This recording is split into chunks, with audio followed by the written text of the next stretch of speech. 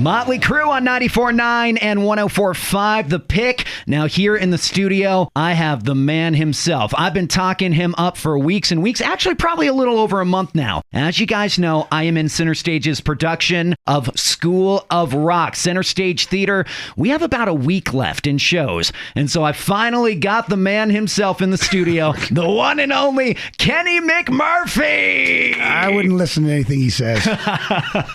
I'm telling you, dude, you are absolutely killing it. Now, Kenny plays the lead role in School of Rock, Mr. Dewey Finn. So if you saw the movie, you are the Jack Black character, but you have your own spin on it, which I appreciate. Yeah, I mean, you have to do some of the iconic Jack Black stuff. Oh, of so course. I make sure that I pull some of his stuff for sure. Oh, no doubt about it, man. Now, like I said, you are absolutely killing it. From your guitar solos to your singing to your acting. I mean, would I be correct in assuming this is the most difficult role that you have ever done? You know, I think it's on the threshold of my age in having to move so much. But I love it, man. It's so much fun. Oh, seriously. Now, if you have not seen the show, Kenny is on the stage for almost 3 hours, singing and dancing and jumping and being, for lack of a better word, a complete spaz. That's pretty much. Yeah, that covers it right there. It does cover it right there. And because of this, then, you know, you get sweaty, lots of precipitation up in the Kenny world. That's for sure. Right. Yep. But you know what? You're putting on a rockin' show, and the audience can see that, and they can appreciate it as well. Yeah,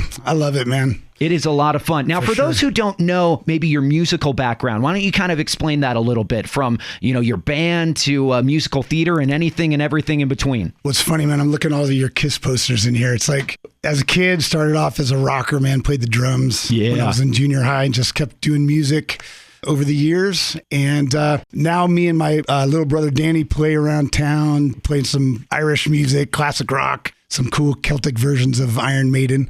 Oh, yeah, straight up, man. Looking at them here. So shout out to the McMurphy brothers. Go and catch them at a local pub near you, for sure. For sure. Now, musical theater, when did you get involved in that?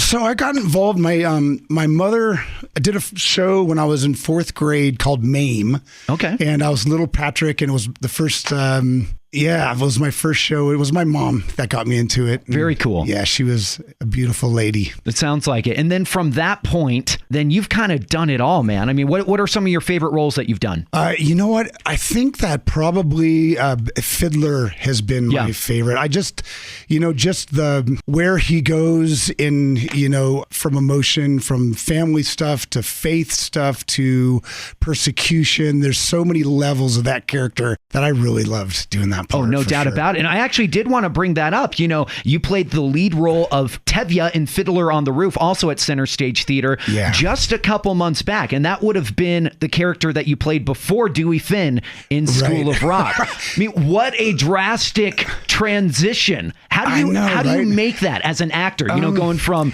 a Jewish, I guess not a rabbi, but a very Jewish religious person to sex, drugs, and rock and roll Dewey Finn. Right. I think, so what I loved about Tevye was his faith, how he, talked to God in such a personal fashion. Sure.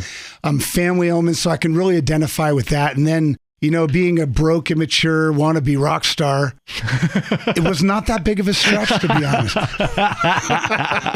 So 2 aspects I was able to, kind of draw from my own personal life. No doubt about it. Now, School of Rock, like I said, is a really cool play. So if you're listening right now, you have not seen it, you can get tickets, centerstageif.com. Tickets are selling fast. Like, we tried to get tickets for a buddy of ours just a couple minutes ago for the show tonight, and there's like 4 seats left. Yeah. And they're all scattered. So, I mean, essentially sold out at this point. So get your tickets and get them fast.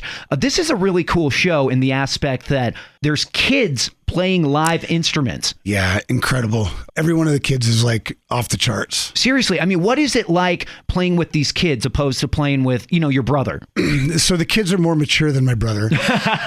And I think that, the magic, I think, of Center Stage and doing as many shows that they do is that, after your like 10th, 11th show, all of a sudden, all the lines and the music and the dancing becomes so a part of you that then you can tap into acting and performing. And I think what it does is it gives these kids a real boost in their confidence level, so when they go and do other roles in their life, they've really touched the aspect of performance. Yeah.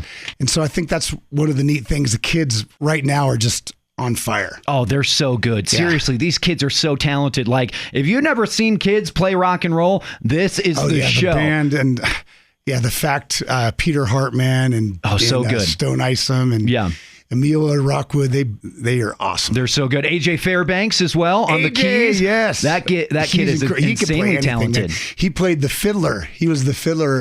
The fiddler on the roof. Fiddler on the roof. That's right.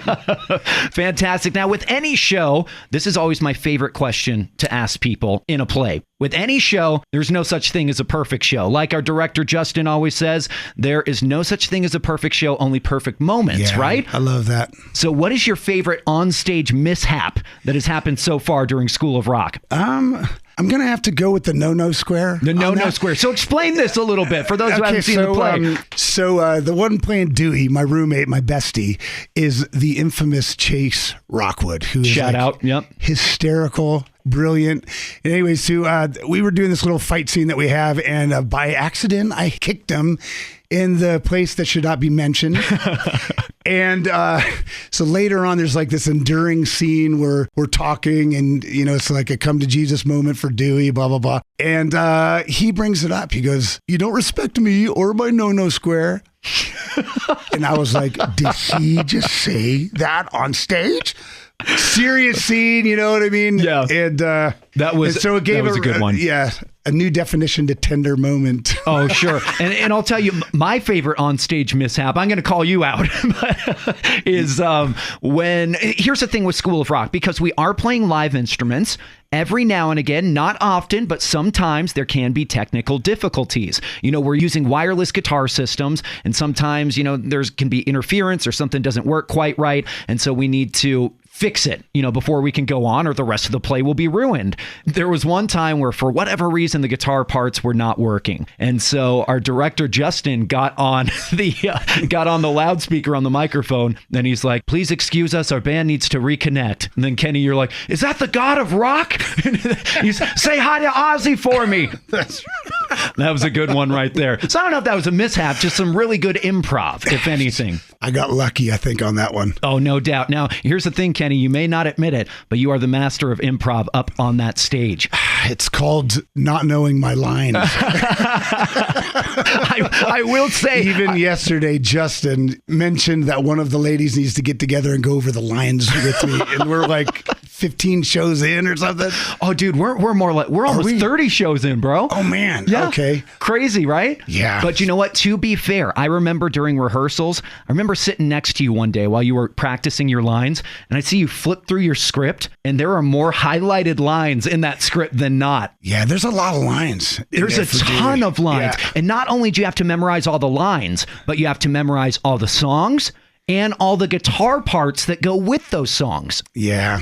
You know what, man? I'm blessed, though. This is like, how many times in your life can you play Dewey Finn and Tevye? You know what I mean? Yeah. And so I'm like fully grateful for the opportunity they gave me to do these parts, for sure. Super psyched to perform with you all these shows. It has been an honor, Mr. Kenny McMurphy. Dude, ditto, my brother. Yeah, so come see us in School of Rock. Like I said, I'm playing the role of Snake in No Vacancy, so come cheer on my band and come boo Kenny's band. There you go. But tickets available online, centerstageif.com. Now, before we go, I did ask you to pick a song that would be good, to play right after a School of Rock interview. What is the song you pick, Kenny? You know what? We need to go with AC/DC, Long Way to the Top, if you want to rock and roll. Yes, sir. Now, if you saw the School of Rock movie, this song they play in the credits, so I think is a perfect tune to close it out. Kenny McMurphy, thank you so much. Yeah, come and love you, see brother. him. Thank you so much, Love you too, man. Come and see him in School of Rock. Absolutely kill the lead role. I promise you won't